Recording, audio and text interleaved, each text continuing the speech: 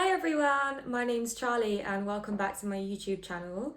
It has been a good few years since I posted a video on YouTube, and that video was during the midst of a relapse that I had, a relapse back to bulimic behaviours after several years of recovery. It was quite a bad relapse as well. That video actually got deleted by YouTube, which upsets me because it was one of the ones that I got the most comments on from people saying how much it helped them and how relatable it was.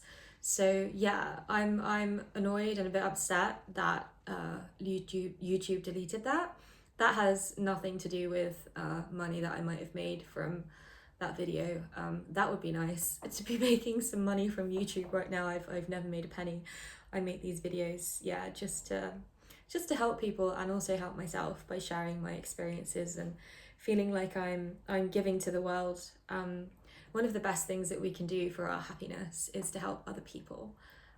That is something that science has now shown, and it's something that I have definitely, yeah, gained lived experience to be true. Anyway, I digress. I am back on YouTube after several years. I have just exited a job situation that was really difficult for me, causing a lot of mental anguish and physical health issues, and it just consumed all of my mental space for the last few years, which is why I have been absent from YouTube. I also felt that I was just so moved on from bulimia, and it wasn't something that I continued to want to engage with, even from like a kind of recovered standpoint. Yeah, I just wanted to move on from it in my life. However, recently my thoughts on that have changed. I have more energy and mental space for other things in my life now that I have left this job, for being creative and for helping people. So I dealt with bulimia for over 10 years. I'd say like 13 in total, maybe 14. Yeah, depending on like how we judge that period of time. And that was really difficult, like just one of the hardest things I've ever been through. And I didn't think that I would ever go through anything harder than that. And plot twist, after I'd recovered from bulimia, I went through something else that life threw at me, which lasted for 5 years, that was also really, really difficult, mental health related, not connected to eating disorders at all, although unfortunately it did impact and restrict the foods that I was able to eat, which felt like a real kick in the guts after having recovered from like a 20-year eating disorder, because I was ill since I was 13, to then be forced to restrict the number of foods that I could eat to like literally 4 or 5 foods for a number of years felt really just like unfair. Like, why I know that everything happens for a reason, but what the fuck. So yeah, I've been dealing with something else really challenging over the last 5 years, and I'm not not going into it right now because I don't want to. I'm very happy to talk about it, and in fact I will share many things to do with this in future videos, because I feel I'm almost fully recovered from that too, and it is just too common a thing nowadays for me to not talk about how I recovered from that, because it was like completely life altering. Yeah, it was so intense, it was so severe. I felt like I had no control over my life or my body or anything. And yeah, through working on and with my mind and my brain, I have made almost a full recovery. Anyway, so this experience led me back to thinking, okay, what am I going to do with my life now? Like, I've quit this job that was like slowly sucking the soul out of me. And I have all of this time and headspace and more energy now. I want to go back to helping people. And honestly, there isn't a day goes by now when I'm not just immensely thankful for those years of struggle that I went through when I was recovering from bulimia, contrary to the last set of videos that I made, like every video that I've made, I now feel like I am 100% recovered. Like I never have the urge to binge and purge. That is just something that doesn't ever happen. And I realized that actually this year at Christmas. So my boyfriend and I, we made a roast dinner together on Boxing Day. And all throughout the day, I'd been like eating normally. You know, I ate a normal breakfast, I ate a normal lunch, and then just ate like so much food for dinner, like so much. I was uncomfortably full, I was in pain, and it wasn't like light food either. Like we used loads of butter and loads of oil, and I was eating lots of the fat from the meat because it was just so good. We had like a roast topside of Wagyu beef, the roast potatoes and like all of the trimmings, and I made Yorkshire puddings, and it was just like so delicious. And I was nibbling on chocolate afterwards, and then I was like, oh my god, I'm in so much pain, I've eaten too much. And we were like lying on the sofa, and then like a few hours later I was like, I need some chocolate cake. And then I was eating like 2 pieces of chocolate cake. I don't usually eat these huge volumes of food, but I was like, it's Christmas, like screw it. I'm going to eat as much as I want to eat. And yeah, sorry, that's not from like a restrictive point of view. Like I don't restrict my food in any way. Like I eat a lot. But I just don't have the desire to, you know, stuff my face until I'm in pain. But on Christmas Day I did, or Boxing Day, whenever it was. And yeah, so I ate these 2 slices of chocolate cake, and then I was like, oh god, why did I do that? And I realized the next day, I mean, I woke up and I was still full from all the food that I'd eaten. Like it was still digesting. That was how full I was. And I was in the shower and it just hit me. I was like, oh my god, oh my god.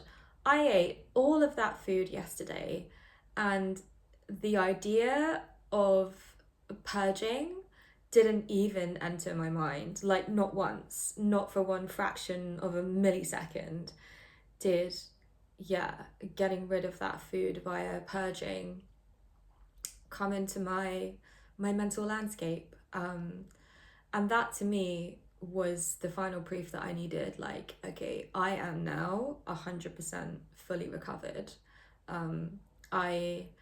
I never have the urge to binge anymore or to purge. If I've eaten a lot of food, it just, that thought doesn't even enter my mind. I feel like I have now become like a regular person. Like you eat too much and you're like, oh well, why did I do that? That was a bit silly, but hey, at least it tasted good, and I'll feel better in the morning, you know, after I've been to sleep and it's all digested, or I'll feel better tomorrow. And I don't give it any more thought than that. I really, really, really don't.